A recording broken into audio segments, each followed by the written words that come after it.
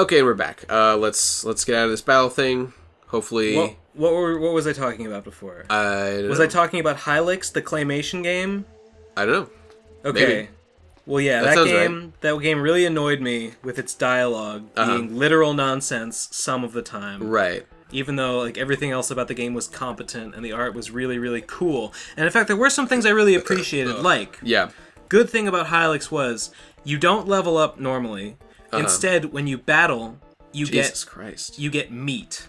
Okay. And when you die, you go to this hub world, and you can, like, return to any of these, like, zones based on these crystals or whatever that you have. You can, like, return to these various crystals around the world. Okay. Any that you've been to before. But the thing is, while you're only in the dead world, can you turn in your meat. And, like, you grind the meat and it gives you more HP. And so... Dying is really unfrustrating because when you die, it gives you the chance to level up. Oh, that's kind of nice. So it made death feel pretty okay. That sounds like a reasonable way to handle. It was good. I appreciated it a lot. Life up this one. Hey, whatever. Use Winter Alpha. I can afford it. So yeah, that's Hylix. Yeah. Which, even though I didn't like it, I honestly would recommend. I think other people would probably like it a lot more than me. Yeah, alright. If you don't...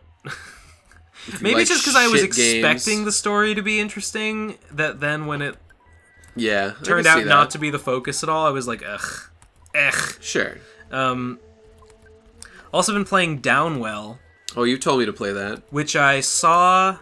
Actually, I didn't see it at PAX East, but I, like, heard about it right after PAX East. And went and... and looked it up, and it looked really cool. It's a game where it's the prequel to Undertale. Really? Whereas, because it's about falling down a hole. Yeah. And Undertale starts when you fall down a hole. And Undertale is all about you're a boy. So you play as Chara. No. This is the story of Chara. Maybe.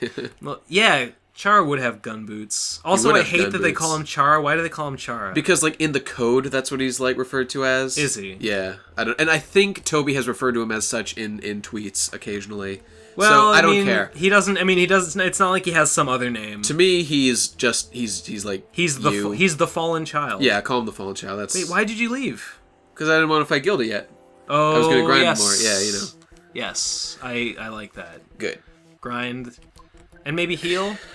Well, no, actually, Belle's at full. Everyone's full. Let's check levels, though. I want to see what everyone's at. Okay. I don't know, you want to talk about Undertale, you want to talk about Downwell? Do you have anything to say about Undertale? Oh, well, I mean, it's been a few episodes now since we started, so by now, hopefully, on my channel, Best Guy Ever, I'll have released the big Undertale video that I was working on. And I guess I won't talk too much about it. One that you've been complaining about for a long time now. Well, I've been complaining because there's lots of shit's preventing me from working on it. And I guess I'm always like, well, that's another topic I was going to talk about. One of the reasons you're I complain... always like, it's so long, and I'm like, shorten it. And you're like, no. Well, that would compromise a lot of the stuff I'm trying to do, I think. But anyway, I was going to talk about not hipster stuff, but like how we both totally experience the phenomenon of when something gets popular, don't like it anymore. I absolutely like Undertale less because it has become popular. I totally agree.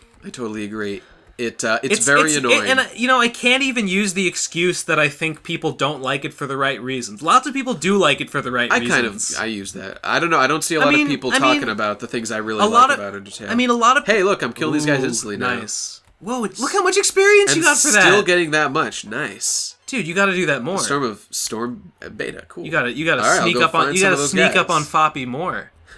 I'll do my best. He prefers to be called Fupa by his friends. Let's go talk to look at these guys. Hey, run away, bitch. Oh, fire. I'm going to use, actually, the Storm Beta just for fun.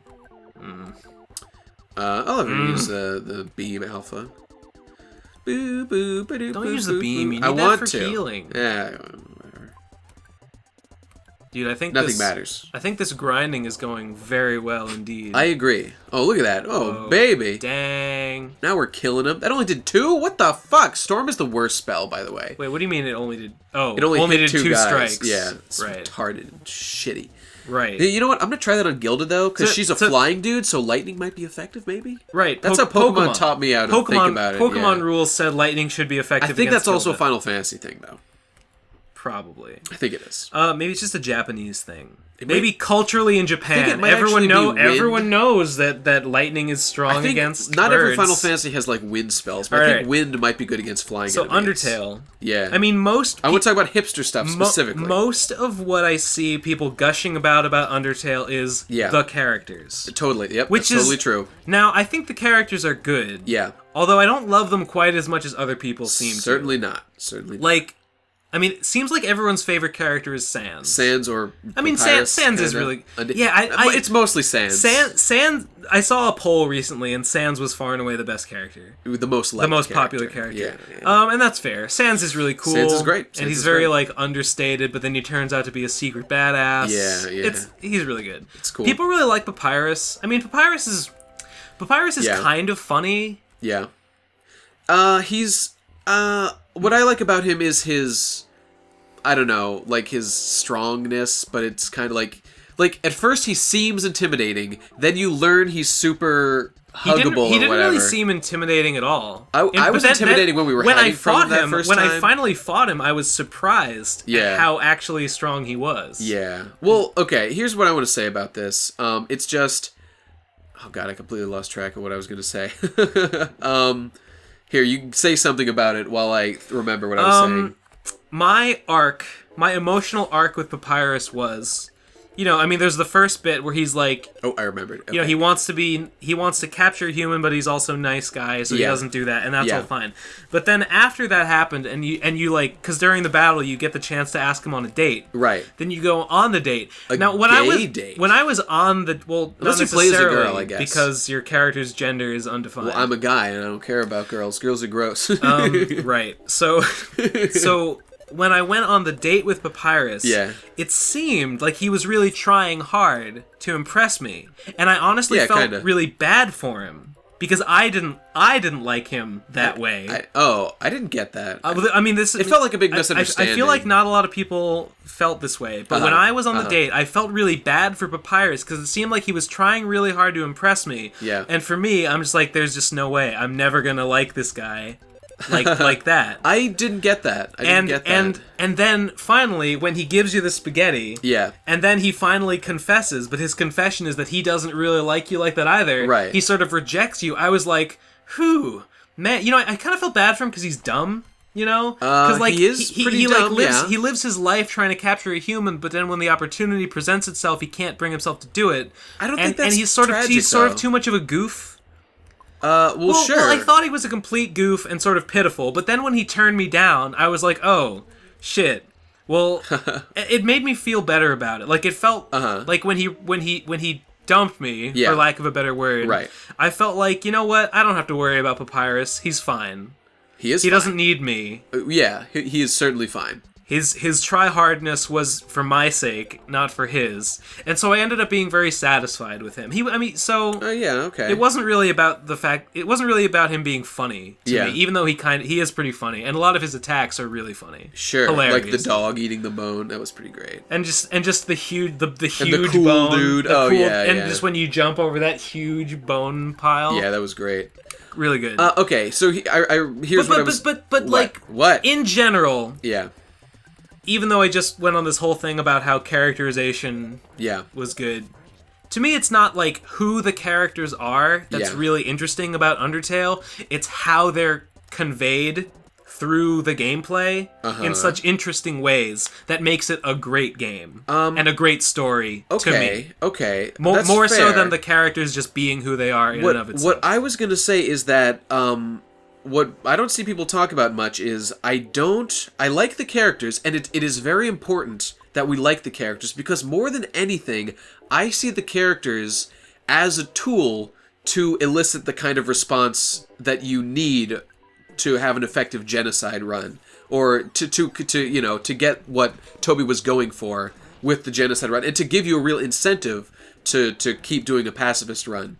And my interest with Undertale, almost I don't know, maybe like 80% of it is is everything to do with the choice going through every player's mind as they choose whether or not to continue playing after a perfect pacifism, all the stuff that Flowey teaches you about resetting, and how even if you reset, there will always be consequences, you're not really undoing things, and whether or not you choose to go genocide, and all the implications that come along with that. That's what, to me, is really important. The things going on in a player's head, not so much. The characters are important, absolutely, because of what they cause to go on when you come to like them, and what it means to, like, betray them and to turn on them and to do all that stuff. That, to me, is really what's most important about the game, and nobody fucking talks about it. Not that I see.